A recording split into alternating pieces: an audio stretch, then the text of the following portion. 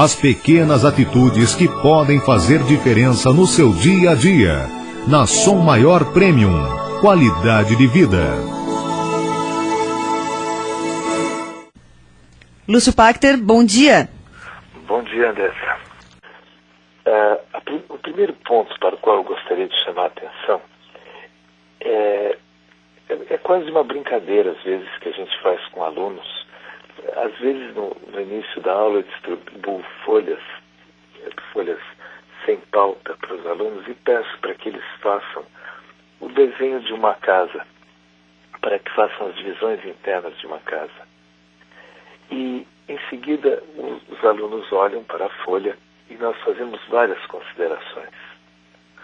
Uma das coisas interessantes é que certos alunos, eles esquecem de colocar, por exemplo, portas. Fica uma casa fechada. Outros não colocam janelas.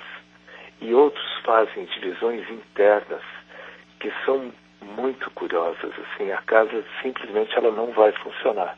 Porque a pessoa sai da cozinha e entra na biblioteca. Ou sai do quarto e dá para um lugar que seria onde se lava a roupa. E não tem outra saída qualquer. Com esse exemplo bem simples, os alunos começam a considerar que muitas vezes na vida, alguns constroem as coisas existenciais dessa forma.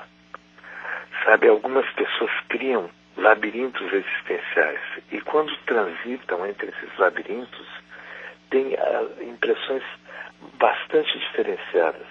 Alguns, por exemplo, mostram na historicidade de vida deles que têm a impressão de que sempre estão repetindo as coisas, sempre estão passando de novo pelos mesmos lugares. Há pessoas também que na vida fazem partições na mente delas bastante diferenciadas. Alguns criam paredes que não têm a dupla face. Paredes que só têm uma face. A certa ocasião eu atendi um casal e o marido estava colocando, ele era bem mais velho, cerca de 25 anos mais velho que a esposa. E num dado momento ele começou a colocar que ele sentia muito, porque a vida inteira ele colocou uma parede entre eles, ele afastou muito, talvez por ela ser muito mais jovem.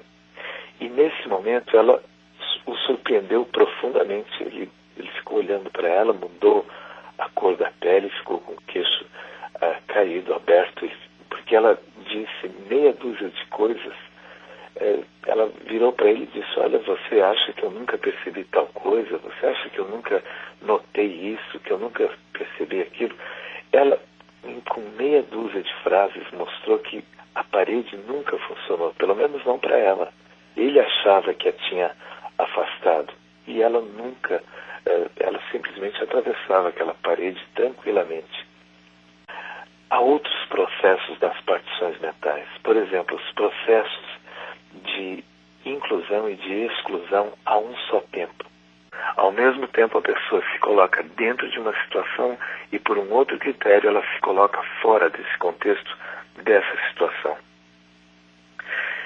Há vários fenômenos de partições mentais. Um dos que me chama a atenção é quando a pessoa coloca, de uma maneira bastante simples aqui, apenas como exemplificação, eu vou pegar Agostinho. Agostinho, no início da vida, quando ele utilizava os textos maniqueístas, ele dividia as coisas sumariamente entre bem e mal. Algumas pessoas fazem isso. Então, para elas, ou você é do bem, está do lado do certo, do correto e tal, ou você não está do lado do mal e não tem uma coisa, não se mistura com a outra de jeito nenhum. Bem, mas o que acontece quando uma pessoa dessa se depara na vida com alguém como o personagem de William Somerset Maugham, como em Servidão Humana, O Fio da Navalha, Um Gosto e Seis Vinténs, uma das obras dele, nas quais ele constrói personagens que têm dentro deles o bem e o mal, misturados às vezes indistintamente. Um exemplo é aquele personagem, o Larry, do livro O Fio da Navalha. O Larry, ele ao mesmo tempo que tem princípios, ele ama as pessoas, ele quer ajudar as pessoas, ele é imbuído dos melhores sentimentos e premissas. E, no entanto, ao mesmo tempo ele é profundamente egoísta, vaidoso, centrado nele mesmo. e essas coisas se diluem dentro dele. Ora, quando uma pessoa se deparar com alguém assim, ela pode entrar numa tremenda confusão. Sabe, tem na neurociência, quando a gente estuda a neurofisiologia, os movimentos internos do cérebro e tudo mais, tem algumas coisas que podem servir aqui para o que a gente está colocando. Sabe aquela brincadeira que algumas crianças fazem de ficar girando, feito um peão, ficam girando, e aí subitamente elas param e olham assim para a parede e têm a impressão de que o mundo todo ainda continua girando ao redor, né? Como o cérebro, pelo que se sabe até o momento, nesses casos ele utiliza basicamente dois elementos para se orientar. Um é o elemento visual. Então, os olhos informam para o cérebro: olha, nós paramos, não estamos mais girando. No entanto, o líquido que nós temos no ouvido, que é o segundo critério para isso, informa o cérebro: não, nós continuamos girando, porque o líquido ainda está em movimento. O que o cérebro faz? Ele tem que nos dizer o que está se passando. Então ele tem que nos dar uma interpretação. E essa interpretação é aquela na qual a gente sabe que parou, mas o mundo continua girando, a gente tem a impressão que continua girando. Não é provavelmente a melhor interpretação, mas é a que o cérebro consegue nos dar, né, diante de tudo que está se passando.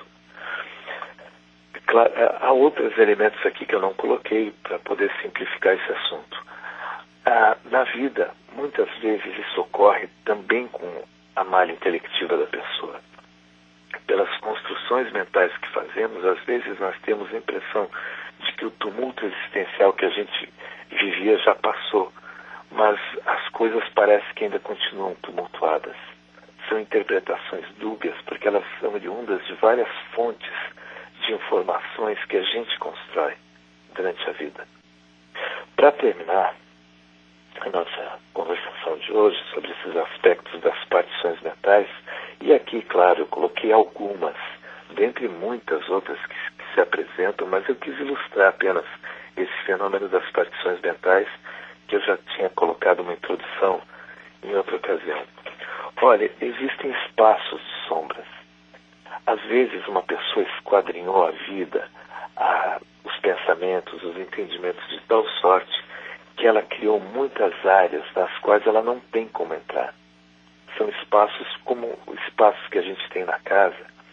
Olha, quem mora em prédio, se for fazer uma visitação por todo o prédio, de cima a baixo, vai encontrar cada coisa, vai encontrar espaços no prédio que nem sabia que existiam.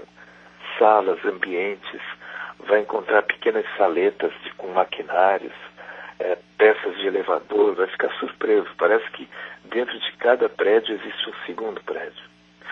Pois algumas pessoas, pela maneira como elas, analogamente aqui falando, elas esquadrinharam as coisas, elas podem ter deixado muitos espaços de sombra. Enfim, esse assunto é muito extenso e a ideia de hoje foi apenas ilustrar alguns elementos das partições que nós promovemos em nossas mentes e o que isso pode acarretar como consequência. Não tem nenhum critério aqui disso ser errado, de ser patológico, claro que não. Isso é só uma caracterização, cada pessoa funciona de um jeito e para alguns pode ser interessante descobrir como funciona. Quero agradecer e até a próxima quinta-feira.